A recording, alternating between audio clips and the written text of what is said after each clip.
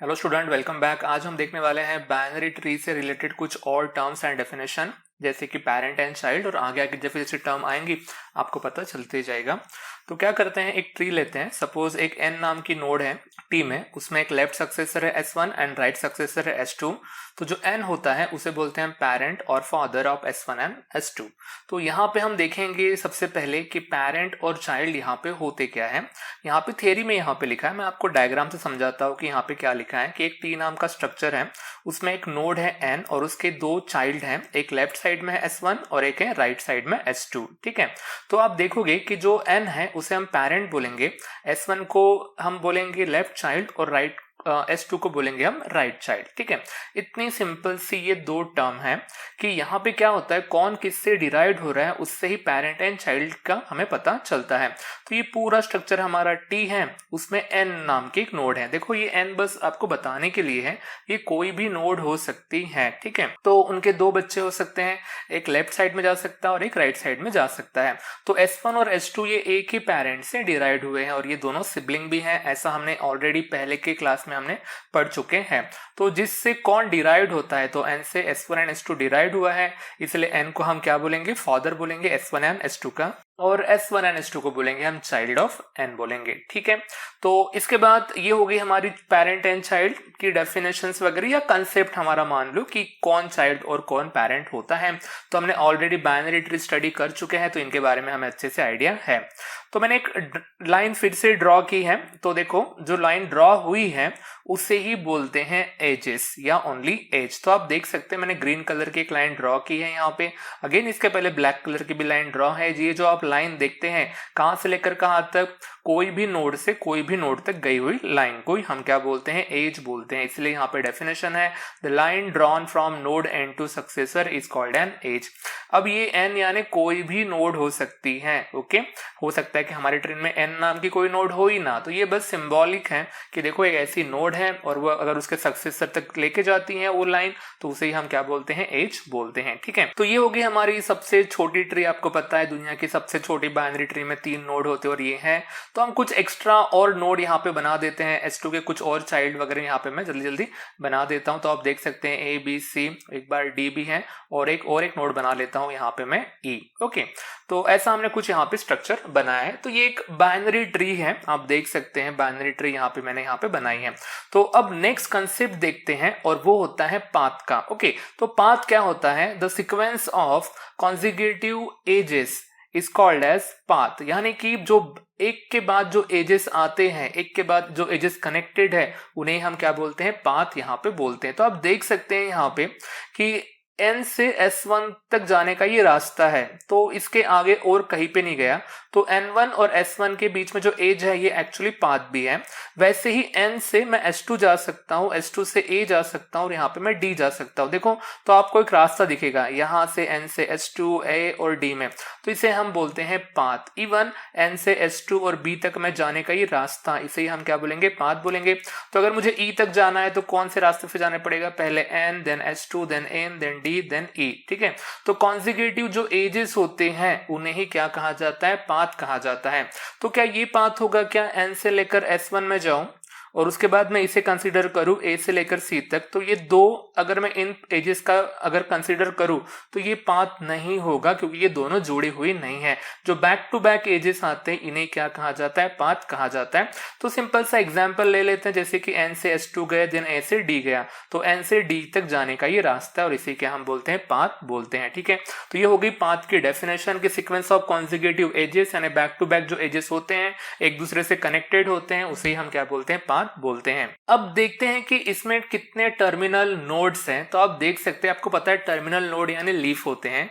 S1 leaf है, C leaf है, E है और B है। तो लीफ किसे कहा जाता है, जिनके बच्चे नहीं होते हैं, जिनसे दूसरे सक्सेसर डिराइव्ड नहीं होते हैं, उन्हें हम क्या कहते हैं, लीफ कहते हैं, टर्मिनल नोड कहते हैं। ठीक है, तो देखो इसी से हमको एक नई डेफिनेशन बनानी है कि जो टर्मिनल नोड्स होते हैं is a leaf and path ending a leaf is called a branch. तो हम देखेंगे ब्रांच की डेफिनेशन। तो जहां पे हमारा पाथ एंड होता है और वो कहाँ पे एंड होता है, लीफ में एंड होता है, तो उसी को हम बोलेंगे ब्रांचेस। तो किसी ट्री में कितने ब्रांचेस रह सकते हैं ये डिपेंड करता है टर्मिनल नोड के ऊपर। जितने टर्मिनल नोड उतने आपको वहां पे ब्रांचेस मिलेंगी। तो देखो n से s1 एक ब्रांच है, n से अगर मैं c जाऊं तो भी एक ब्रांच है, n से अगर मैं d तक जाऊं तो ये ब्रांच नहीं होंगी क्योंकि d टर्मिनल नोड नहीं है। बट अगर मैं आगे जाता हूं e तक तो ये हमारी ब्रांच है। तो सिंपल सा कंसेप्ट है कि जो पाथ हमारा कहाँ पे एंड होता है, लीफ में एंड होता है, उसे ही हम क्या बोलेंगे, ब्रांच बोलेंगे। तो n से लेकर b तक भी यहाँ पे ब्रांचेस आपको दिखेंगी। तो कितने ब्रांचेस होंगे, 1 2 3 और 4। यहाँ पे 4 टर्मिनल नोड्स हैं तो यहाँ पे 4 हमारे यहाँ पे ब्रांचेस भी है। ठीक है, अब ब्रांच से ही, ब्रांच अगर आपको समझ गई है तो एक नई डेफिनेशन आती है और वो होती है डेप्थ या फिर हाइट के बारे में। देखो डेफिनेशन क्या है, the depth height of a tree T is the maximum number of nodes in a branch of T। Okay, तो किसी ट्री की जिसका नाम T है, ये तो आपको पता ही है कि स्ट्रक्चर को दिया हुआ ये नाम T है, तो किसी ट्री की डेप्थ या हाइट ये क्या होती है, इसमें बहुत सारे ब्रांचेस होते हैं। ऐसी ब्रांच आपको सिलेक्ट करनी है जिसमें सबसे हाईएस्ट नोड है। तो एक कंसीडर करते हैं, जैसे कि पहली ब्रांच n से s1, तो कितने नोड है, सिर्फ 2 नोड है। अब हम जाते हैं c वाले ब्रांच की तरफ, तो कितने नोड है, देखो 1 2 3 और 4 यहाँ पे नोड है। b की तरफ अगर मैं जाऊं तो n ये वाला पहला नोड, दूसरा और ये तीसरा नोड, 3 हो गए। और एक ब्रांच बची है ई वाली, तो हमारे पास 4 ब्रांचेस है। पहले ब्रांच में एक ही नोड है, यहाँ पे दूसरे ब्रांच में 4 नोड है, तीसरे ब्रांच में 3 नोड्स है। अगर यहाँ पे देखो मैं 1 2 3 4 और 5, ये जो हमारी 4th ब्रांच है, यहाँ पे टोटल जो नोड आ रहे हैं वो कितने आ रहे हैं, 5। तो इसी को बोलते हैं डेप्थ और height of the tree. Okay, तो आपको कंसेप्ट समझ गया है कि क्या होती है हमारी डेप्थ और हाइट, सबसे highest number of nodes in any branch, इसी को बोलते हैं ये।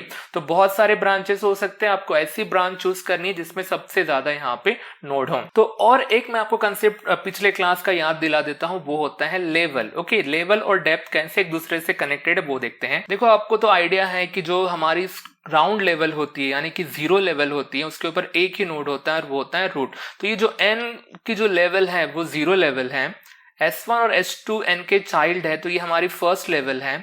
उसके बाद A और B ये सेकंड लेवल है, C और D ये हमारी थर्ड लेवल है, तो E में भी एक ही नोड है और ये 4th लेवल है। तो अगर मैं कंपेयर करूं लेवल के साथ डेप्थ को, तो डेप्थ है हमारी 5 और लेवल है यहाँ पे 4। ओके, तो ये कोई कोइंसिडेंस नहीं है कि डेप्थ की वैल्यू लेवल से 1 से ज्यादा है। कोई भी बाइनरी ट्री को अगर आप लेवल और डेप्थ को साइड बाय साइड कंपेयर करोगे तो आपको एक जनरल इक्वेशन मिलेगा और इक्वेशन रहता है depth is equal to level plus 1। तो बाइनरी ट्री में जो डेप्थ होती है वो हमेशा लेवल से 1 से ज्यादा होती है, ऐसा आपको ध्यान में रखना है। डेप्थ और लेवल वाले कंसेप्ट को आप बिल्डिंग से, जो मल्टी स्टोरेज बिल्डिंग होती है उससे भी आप कंपेयर करके देख सकते हैं। तो मैं आपको समझा नहीं रहा हूं कि उसमें कैसे आप कंपेयर करो, आप ही थोड़ा सा आपका दिमाग लगाओ, आपको आइडिया आ जाएंगे कि डेप्थ और लेवल ये कंसेप्ट क्या होते हैं। ठीक है, देखते हैं नई डेफिनेशन का नाम है कंप्लीट और सिमेट्रिक बाइनरी ट्री, और इसकी डेफिनेशन भी आसान ही है और आपको समझ भी जाएंगे। देखो, तो किस ट्री को हम बोलेंगे कंप्लीट ट्री, यानी ऑफ कोर्स बाइनरी ट्री की हम बात कर रहे हैं, तो किस बाइनरी ट्री को हम बोलेंगे कंप्लीट या symmetric binary tree if all its level except the last. Binary tree में बहुत सारे लेवल होते हैं, लास्ट लेवल छोड़ के उसके ऊपर जितने भी लेवल है have maximum number of possible nodes. अगर लास्ट लेवल छोड़ के उसके ऊपर जितने भी नोड है सभी लेवल में maximum number of possible nodes वहां पे होंगे, तो उसी को हम क्या बोलेंगे, कंप्लीट और सिमेट्रिक बाइनरी ट्री। ठीक है, तो ये जो प्रॉपर्टी है हमारी ये कौन से ट्री के लिए है, बाइनरी ट्री के लिए ही है। ठीक है, वहां पे मेंशन नहीं किया है मैंने, but it's a binary tree के बारे में ये हमारा कंसेप्ट है। तो हम पहले उसे एग्जाम्पल से देख लेते हैं, आपको आइडिया आ जाएंगी। नहीं समझा डेफिनेशन पढ़ने के बाद तो एग्जाम्पल से आपको समझ जाएगा। एक एग्जाम्पल ले लेते हैं, छोटी सी ट्री बनाते हैं, ए नाम का नोड है, इससे 2 नोड और डिराइव हुए हैं। ओके, एक को कहते हैं B और एक को कहते हैं C। ओके, तो ऐसी ये छोटी सी हमारी ट्री है। तो आप यहाँ पे देखोगे कि यहाँ पे कितनी लेवल है, ये जो हमारी लेवल 0 है, और आपको तो पता ही है लेवल 0 के ऊपर कौन रहता है, रूट रहता है। तो इस डायग्राम में A हमारा रूट है। उसके बाद सेकंड जो लेवल है एक्चुअली उसको नाम देंगे तो हम लेवल 1 हो जाएंगी, तो लेवल 0 और लेवल 1 इतने ही हम दो लेवल यहाँ पे बनाते हैं। आप देख सकते हैं कि यहाँ पे दो लेवल हैं, पहली 0 लेवल और देन लेवल 1 है। तो इसमें लास्ट ये जो है लास्ट लेवल कौन सी है, लेवल 1 है, ठीक है। तो इनको छोड़ के अगर मैं लेवल 1 को छोड़ दिया जाए तो बचती कौन सी लेवल है, लेवल 0। तो क्या इस लेवल में maximum number of possible nodes वहां पे प्रेजेंट है क्या, तो लेवल 0 में एक ही नोड है और वो है रूट, और रूट के कितने बच्चे होने चाहिए, इस नोड के 2 बच्चे होने चाहिए, सी और बी इसके 2 बच्चे यहाँ पे अवेलेबल है। यानी कि लास्ट लेवल छोड़ के बाकी सब नोड में जितने बच्चे होने चाहिए, जितने नोड होने चाहिए वहां पे प्रेजेंट है। ये जो छोटा सा स्ट्रक्चर आपको दिख रहा है ये हमारा एक कंप्लीट या सिमेट्रिक बाइनरी ट्री का एग्जाम्पल है। एग्जाम में भी आप इतना छोटा सा एग्जाम्पल लिखोगे तो भी आपको मार्क्स मिलेंगे। वैसे इतना लिखने के ऊपर, ये डेफिनेशन और ये डायग्राम बनाने के ऊपर आपको 1 मार्क मिल जाएगा। इसमें एक लेवल और बढ़ा देते हैं, जैसे कि देखो सी के मैंने कुछ बच्चे लिखे हैं, एक डी है, यहाँ पे लेवल 2 हमने यहाँ पे लिखा है, और एक यहाँ पे इनका एक लेवल बना देते हैं, मतलब एक नोड बना देते हैं। तो यहाँ पे मैंने ऐसी कुछ एक लेवल बढ़ाई है, उसको लेवल 2 हमने बोला है। सी के डी और ई ऐसे 2 चाइल्ड मैंने यहाँ पे बनाए हैं। तो आप देख सकते हैं कि इस डायग्राम में अब कितने लेवल हो गए हैं, लेवल 0, लेवल 1 एंड लेवल 2। तो लास्ट जो लेवल है वो कौन सी है, लेवल 2 है, और उसमें ये नोड छोड़ के, मतलब लेवल 2 के नोड छोड़ के बाकी जो लेवल से क्या वो कंप्लीट है वो आपको चेक करना है।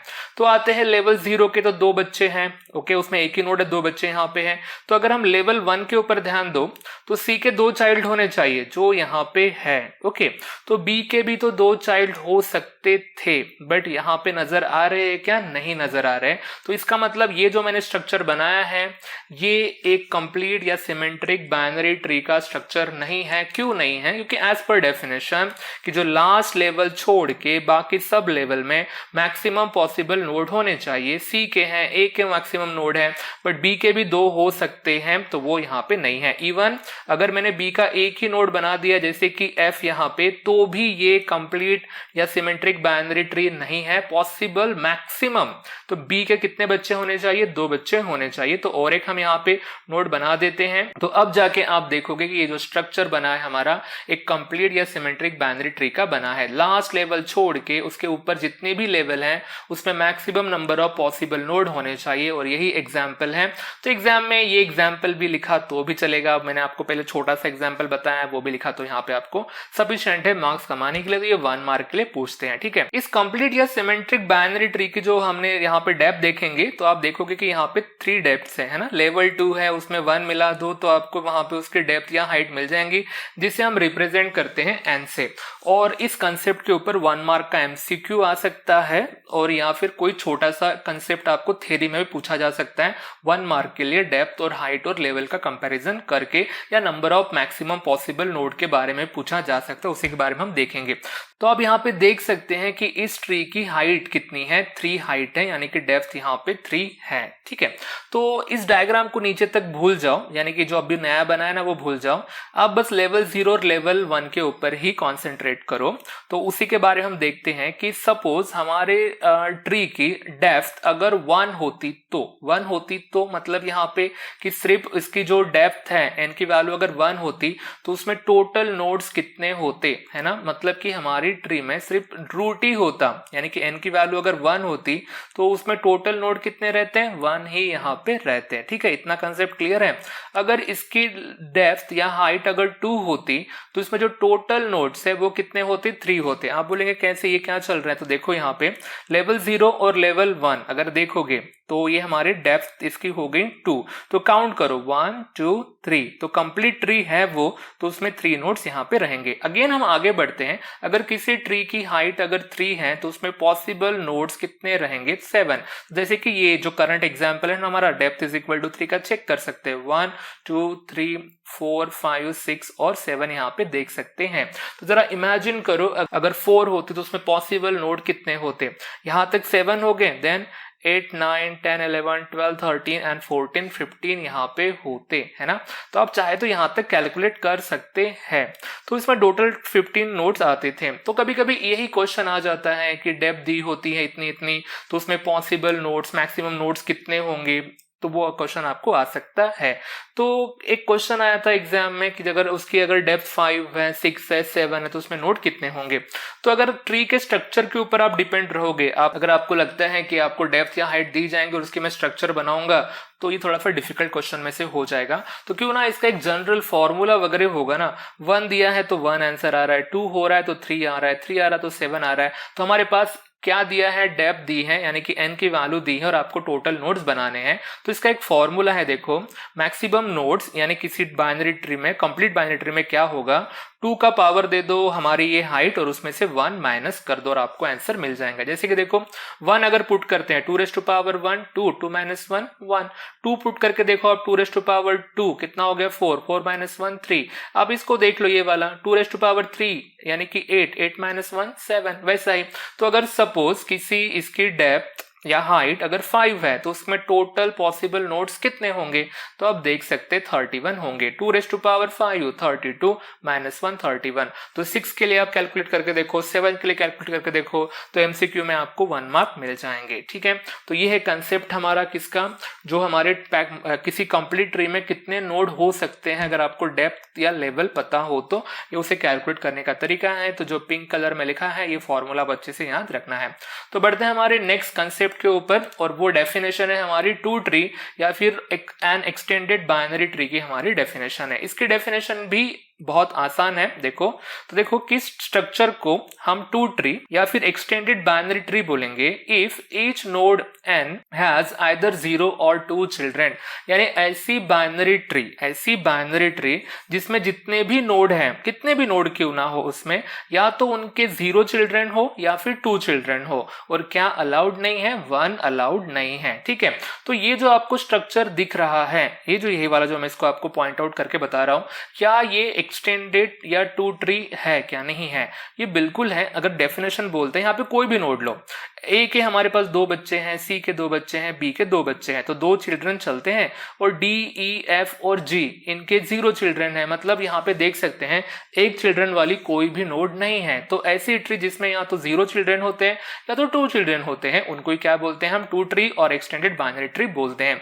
अगर इसमें मैं एक नोड और बना दूं जैसे कि एच, तो क्या अब ये कंप्लीट ट्री रही क्या, सबसे पहले तो ये कंप्लीट ट्री बिल्कुल नहीं रही है, आपको पता है। अब ये पूरी लेवल को फिलअप होना पड़ेगा तभी ये होंगी। तो क्या ये टू ट्री तो नहीं रही है, तो नहीं, ये टू ट्री भी नहीं है। क्यों नहीं है, क्योंकि 0 या फिर 2 चिल्ड्रन ही अलाउड है, यहाँ पे बस एक ही चिल्ड्रन यहाँ पे आया है। तो आपको इसको कंप्लीट करना पड़ेगा, तो मैंने यहाँ पे और एक नोड बनाया है। तो आप देख सकते अब इस डायग्राम में भी स्टिल ये कंप्लीट सिमेट्रिक बाइनरी ट्री नहीं है। तो ये कौन सी ट्री है, तो ये टू ट्री और एक्सटेंडेड बाइनरी ट्री से हम कहेंगे, क्योंकि यहाँ पे आइदर 0 चिल्ड्रन है या फिर 2 चिल्ड्रन है किसी भी नोड के। तो इस स्ट्रक्चर को हम नाम दे सकते हैं टू ट्री और एक्सटेंडेड बाइनरी टू ट्री। तो आप ऐसा एग्जाम में भी छोटा सा एग्जाम्पल आप यहाँ पे बता सकते हैं। तो कंसेप्ट समझ गया होगा टू ट्री और एक्सटेंडेड बाइनरी ट्री का, कि या तो 0 चिल्ड्रन या तो 2 ही चिल्ड्रन। तो इसके भी ऊपर हमारी 2 टर्म निकल के आती हैं, जिस नोड के 2 चिल्ड्रन होते उसे क्या कहते हैं और 0 चिल्ड्रन होते उसे क्या कहते हैं।